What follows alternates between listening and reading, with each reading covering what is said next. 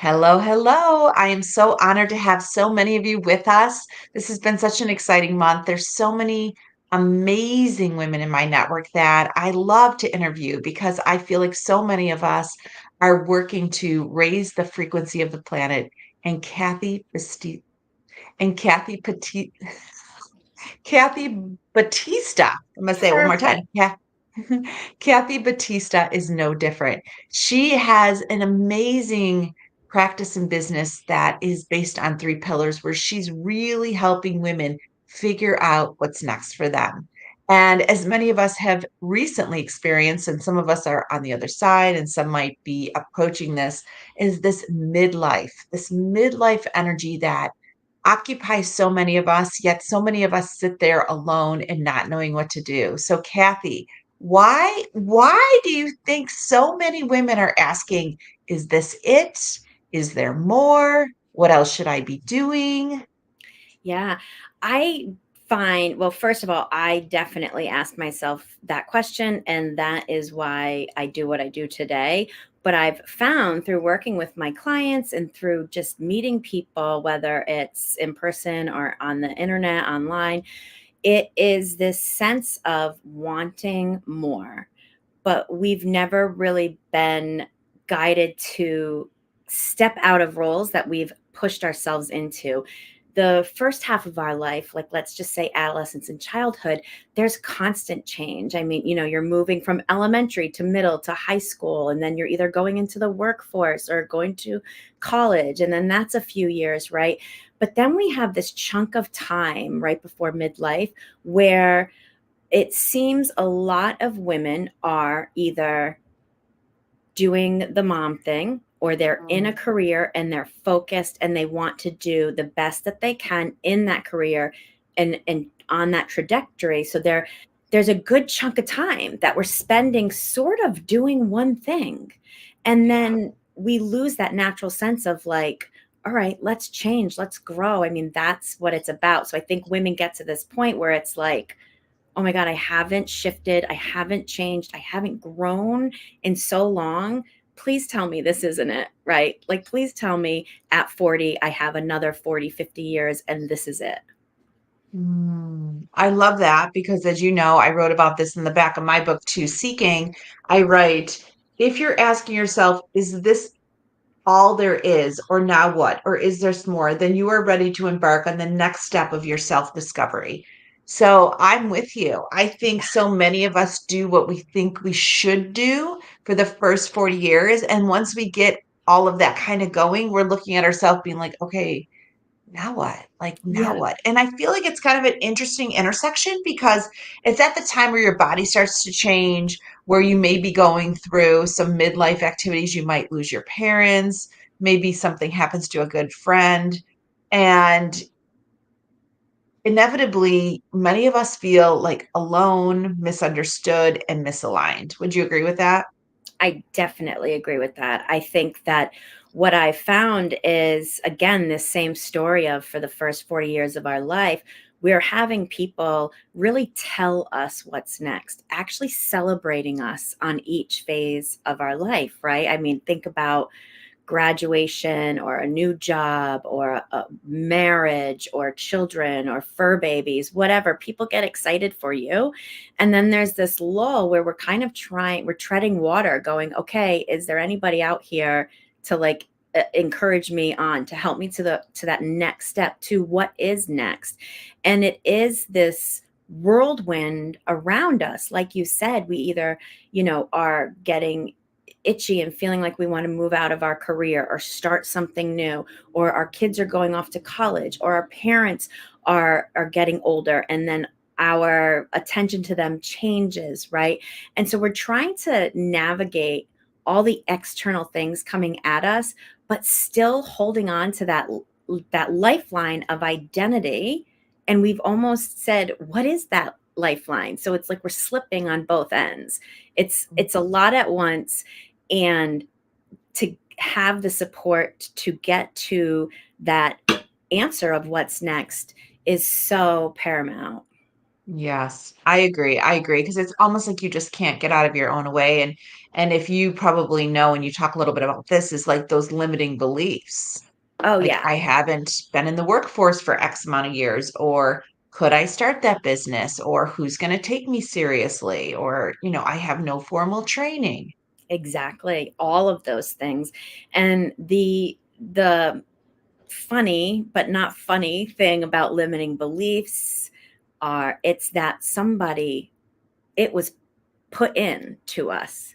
These weren't organic beliefs that we thought of on our own, that we had inside of us and we held dear, and they were divinely guided. It was something somebody said intentionally or unintentionally, right? I mean, I think back to my second grade teacher who was like, all you really want to do is organize your pencils. When are you going to pay attention?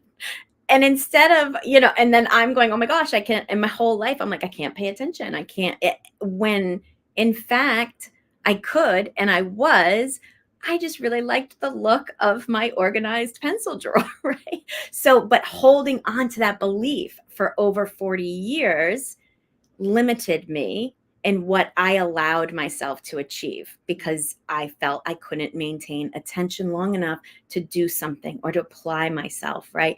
So when we think about these limiting beliefs, we really want to acknowledge that they were installed. They weren't part of our, you know, factory reset, if you will, if to go with the installation of them.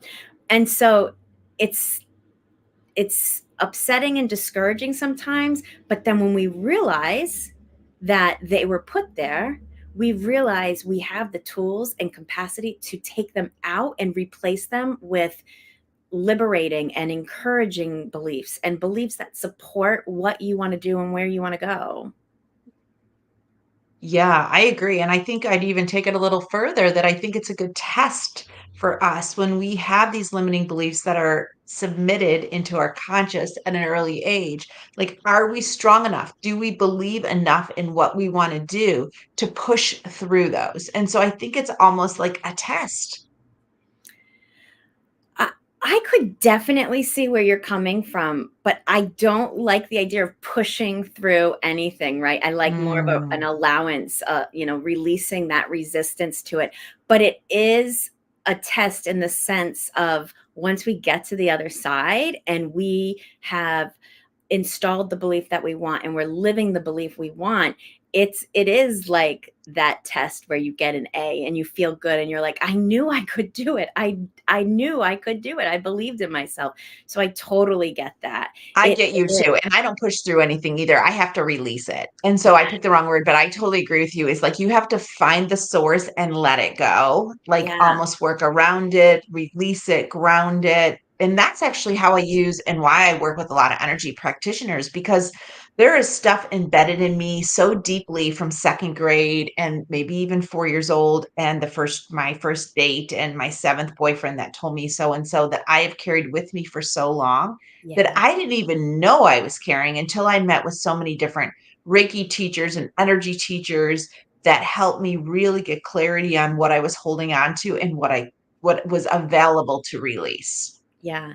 And I think that's awesome. And it's awesome to share it like you're doing and to share your experience because then it gives women hope that, you know what, maybe I'm feeling this way because, like you said, of something that happened years and years ago, and that you were able to reach out to people like you and Reiki practitioners and energy healers and move through and get to a point where we can really take hold of who we want to be because this point in our lives, this midlife, this midpoint, there's so much less, excuse me, there's so much, well, there is so much less resistance and there's so much more time, and that we actually can take all of this experience that we've had up until this point and marry it to the time that we have and create our life, create our dreams, live, right? I love that. I love that. And that's sort of why I have this podcast is because I want people to realize that there's a lot of resources available to them. So if you're asking yourself like what now? Why is this happening to me? Am I really stuck? Like this we should leverage each other. And a lot of obviously I interview a lot of women but a Yeah. lot of us can depend on each other in ways we've never thought of. And I think a lot of society wants us to believe that some of this mysticism and tarot and Reiki and past life regression, whatever it is for you, is so voodoo. But in reality, I think it really awakens our inner knowing and helps us Mhm. align with our soul's work. Yeah, yeah. I I honestly believe a lot of it is actually more concrete and scientific than people let on. You know what I mean? Like they think it's way out there, right? And there's nothing supporting it. And but there's tons of research coming out that, I mean, I think it's actually it might even be where you are in Ohio. There's a hospital that part of their surgical protocol is Reiki, and it's scientifically proven, and we have knowledge of our frequencies, our vibrations, and to work with those. So I'm so excited that it is becoming more mainstream, and that people have this awareness and ability to use their body and their mind and their soul to create the life that they want. And yeah, it's amazing, and I agree, it's high time people and women, especially like you and I, we do things like this. You're hosting this amazing podcast to reach your listeners, to show them a different way that it's possible. Yes, yes. And so I want to dive a little bit into you because, I don't know many people that wake up one day and be like, okay, I'm going to be a mindset mood midlife coach. Yeah. So, did you get a whisper? Did something happen? So what kind of opened this path up for you? Yeah. So I could leave it at I simply was working with a coach and said I could do this. And I started. But it wouldn't really serve anybody if I didn't get into why I was working with a coach.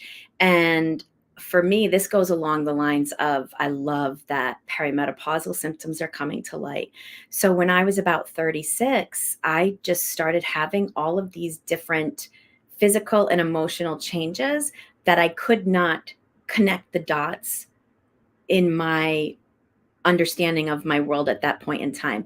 I had depression and anxiety that seemed to come out of nowhere. I felt irritable. I mean, and then, my periods were a mess. And I had this overwhelming sense that I was unhappy and disappointed and frustrated in my life, but I didn't know why. So I thought there was something wrong with me. Mm. And I didn't have anybody to say, "Do you feel like that?" or "Have you felt like that?" Right? It wasn't a conversation over 10 years ago. It just wasn't a conversation around all of these things. And so I knew I needed help. And so what I did, and not really great, right? I drank to escape everything. I drank too much and all the time. I ate too much and all the time. I shopped like crazy for all the time. My husband had this joke back then, and now we laugh even more because it's really not a joke. He used to call our dining room shipping and receiving because I was just on my phone ordering stuff, don't even know what I'm ordering. It comes in, I don't want that. I send it back out. And I was just shoving anything into this hole that I felt unhappy. And then, like anybody, like I'm sure your listeners today, like when you're sick and tired of being sick and tired, you finally do something about it. And so it was at that point I was like, this can't just be like the question, is this it? Is this what the rest of my life is going to be like, trying to self-soothe and feeling like, a square peg in a round hole? And so I sought different types of, like we're talking about, energy healers and Reiki practitioners and coaches. And I came through the other side, and it was like my dark night of the soul. I was able to then look at my soul and recreate myself into who I wanted to be and what I think I was supposed to be all along. And had I not had those emotional and hormonal and chemical changes take place around that time, it wouldn't have led me to this realization. And yeah, it was with a coach, and I was working with her well over a year. And I just said, oh my gosh, I could totally do this. And I could help women that are on that same path And isn't that what it's about, right? Service is to say, it's linear, no one's above anybody else, but it's just at different points. And I could turn around and say, hey, yeah, I've been there. Let me help you get over this hump. Let me help you answer that question of what's next, or is this it? And the great thing is I work with coaches that are further down the path than me, and I'm still learning. And so I love it. I love that, Kathy, because it gives great clarity to people that you don't just need a coach when you're changing a job or leaving a marriage. Like sometimes you do need a coach. I have coaches. I have a spiritual coach. I have a business coach. And it is for me, it just keeps me accountable. And it also gives me insight to kind of other things that people are doing because coaches talk to so many people. They can give you examples without names. And through this, you developed your own pillars, which I love because I think so many people overlook so much of sort of what's happening on the inside. Yeah. And I think for many of us, I was looking at your pillars a couple weeks ago and I was back at it this morning, but I love the fact that you kind of hit it head on. Do you want to talk a little bit about the methodology you've created to help kind of get on the inside? Yeah, definitely. So the three pillar approach that I created is really a testament to moved through my how I actually move through everything now.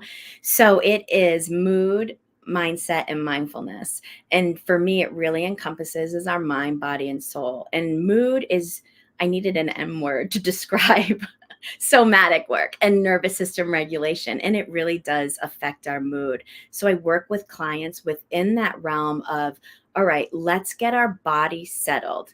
And actually, for me, I started with, and why I've developed the three pillars in the way I have is because I started with mindset, and then I went to mindfulness, and then I went to mood. And I was like, wait, that was the wrong order.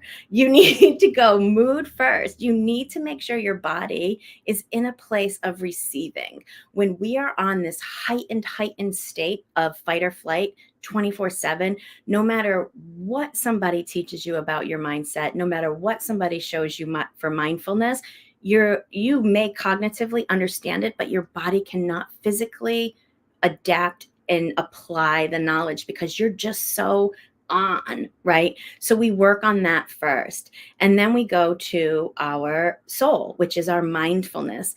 And for me, mindfulness means really cultivating that connection with your inner voice, your intuition. And so we take that time because now that our body is calm and ready to receive, we want to know what we're going to receive. So we tap into our intuition through mindfulness. And then we work on thought coaching, which is the mindset portion of it. Because now that our body and our soul is on board, our mind is where we really then start to create habits and create our identity and move forward. So it's this 3-step looking at a person holistically to create their desired life, to create an outcome, to create the identity that they know is in there and they want to live. So I just love it, and I love sharing it with women, and it's something that I continue to practice daily. And I have to say, we don't always start, like some women come to me and their nervous system regulation practices are spot on, and they just want to go straight to mindset because they know in their soul what they're looking for. So it's not always like we go 1, 2, 3, but these are the pillars and the tools that we draw from. Yeah, that get you out of that external seeking that you talked about earlier. And honestly, I went on a similar path. In 2016, I ended up at a therapist who sent me to mindfulness training. And even though I was so incredibly resistant, I did end up going through the 8-week course. And it was honestly the cornerstone of the work that I do today. Because if I never had the ability to be present, I would miss all the synchronicities, I'd miss the whispers, and I definitely would miss the downloads and opportunities of things that are happening now. And it just is such a big piece. And my girlfriend, my dear friend, Angela, she focuses so much on the nervous system because so many women are so overcommitted, maybe not in task, but in their mental state too. And that nervous system piece is still, I think, just undiscovered or unknown to so many people. So it's Yeah. just great that you have all these. And then I love like the thought, like what are you thinking about on a regular basis? And are you enlightening your path? And I just love Yeah. your whole approach. I Thank love you. your story. And we'll obviously include all the links to you to get in touch with you. But what's on the horizon for you? Yeah, so I am developing some courses for mindfulness made easy. One of the things with the mood teaching that I do is this direct correlation with our hormones, right? So we're working on doing a workshop on sleep because sleep is a huge thing. And if we're tired or we're feeling insomnia or we're getting unrestful sleep, it impacts everything. And I just love doing my one on one coaching. So that will always be on my horizon. But I'm curious though, if anybody listening or yourself, I have a quiz on my website that will actually let you know maybe where you want to start on your journey, whether it's mood, mindset, or mindfulness. And then once the quiz is completed, one of my personal beliefs is that everybody has their own wisdom in them. So my quiz isn't going to tell you exactly what you need. So I give you the freebies to all three answers. So there's tons of good stuff for you to decide Mm. what and where you want to start with. That is so fantastic. And last year I hosted a retreat, Thriving Over 40, with a friend of mine, Lisa, who's a Right. menopause doula. Yeah. And I'm just sitting here thinking we need to marry that and maybe pull that back through for this spring and bring you into the mix because I feel like it would be really magical to have you in person and really give women the opportunity to think about the pillars in conjunction with going through these transitions. So it's very Definitely. exciting. Oh, well, now, thank you, JJ. I have something else on my horizon. So that sounds wonderful. I would love to and talk about that more. Sounds amazing. Well, good. We will do that. And for everybody listening, thank you so much for joining us. And thank you for exploring all the energy practitioners, coaches, and friends that I have in my network. And we'll see you here next time.